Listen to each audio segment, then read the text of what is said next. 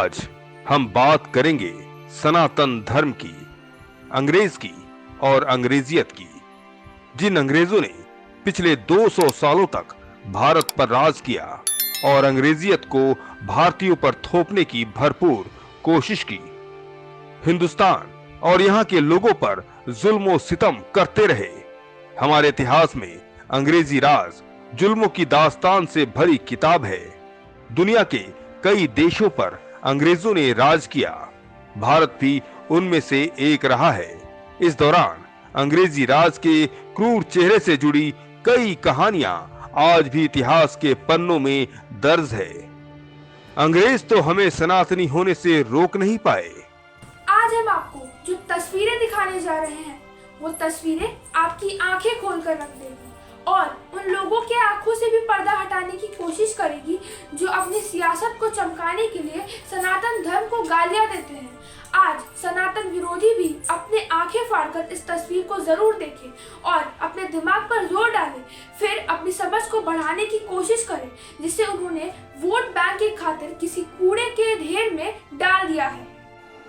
तस्वीरें देखिए और समझिए जहां अंग्रेजियत पर सनातन धर्म कितना भारी है।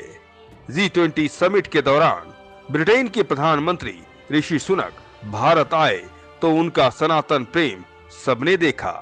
ऋषि सुनक और उनकी पत्नी अक्षता मूर्ति ने दिल्ली के अक्षरधाम मंदिर में दर्शन और पूजा करने के लिए गए थे। उनकी तस्वीरें भी सामने आई थी। सुनक ने मंदिर में दर्शन के बाद कहा था कि वो एक गौरवान्वित हिंदू हैं और उन्हें अपनी भारतीय जड़ों और देश के साथ अपने जुड़ाव पर गर्व है। अक्षरधाम मंदिर के निदेशक ज्योतिंद्र दवे ने कहा, ब्रिटेन के पीएम और उनकी पत्नी अक्षता मूर्ति ने पूरी आस्था के साथ मंदिर में हर मिनट का आनंद लिया था। सुनक और उनकी पत्नी अक्षता मंदिर के पुजारियों से बातचीत भी की थी। इसके बाद मंदिर के पुजारियों ने उन्हें स्वामी नारायण अक्षरधाम का दर्शन करवाया था। इस तस्वीर को देखिए जब अक्षरधाम मंदिर में ब्रिटिश पीएम ऋषि सुनक स्वामी नारायण के सामने शीश झुकाए हुए हैं। सनातन धर्म की ताकत के आगे सुनक और ब्रिटेन की अंग्रेजियत कहां गायब हो गई। सुनक की पत्नी सनातन धर्म के लिए अपने घुटनों पर आ गई। ये है सनातन धर्म की ताकत जो अंग्रेज और अंग्रेजियत को अपने घुटने पर ला सका। ब्रिटेन के पीएम ऋषि सुनक और उनकी पत्नी को छोड़िए साहब, उनके परिवार के दूसरे सदस्यों की भी बात कर लेते हैं। उनके माता पिता का सनातन धर्म के प्रति प्रेम देखिए। जरा इस वीडियो को भी देख लीजिए। ये वीडियो 13 सितंबर का है जब सुनक की माताजी और पिताजी आंध्र प्रदेश में श्री राघवेंद्र स्वामी के मंदिर दर्शन करने पहुंचे थे। उन्होंने श्री रायरू स्वामी का दर्शन किया। सनातन विरोधियों के लिए ये वीडियो और तस्वीरें बहुत कुछ कहती हैं, उन्हें सबक देती हैं। ये बताती हैं कि सनातन धर्म ही है जिससे देश और दुनिया का कल्याण संभव है। ऋषि सुनक की मां और पिता को पुजारियों ने शॉल भेंट कर सम्मानित भी किया। मंदिर के आधिकारिक फेसबुक पेज पर यशवीर सुनक, ऊषा सुनक और इन्फोसिस की चेयरपर्सन सुधा मूर्ति की भी कुछ तस्वीरें साझा की गईं। मंदिर की ओर से प्रधानमंत्री सुनक के लिए भी प्रसाद भेजा गया।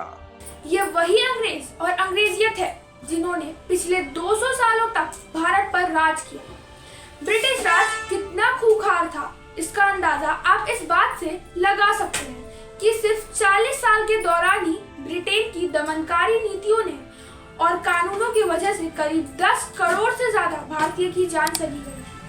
अंग्रेज तो सनातनियों से हार कर चले गए, लेकिन लगता है हिंदुस्तान में राजनीतिक रोटी सेकने वाले आज सनातन और सनातनियों को गाली दे रहे हैं। जिस सनातन धर्म के बूते आज हिंदुस्तान की गाथा दुनिया के कोने कोने में है, यहाँ की संस्कृति और समृद्धि को दुनिया जान गई है, लेकिन चुनाव करीब आते ही सनातन धर्म पर कई राजनीतिज्ञ अपनी गंदी और ओछी राजनीति करने पर उतर आते हैं।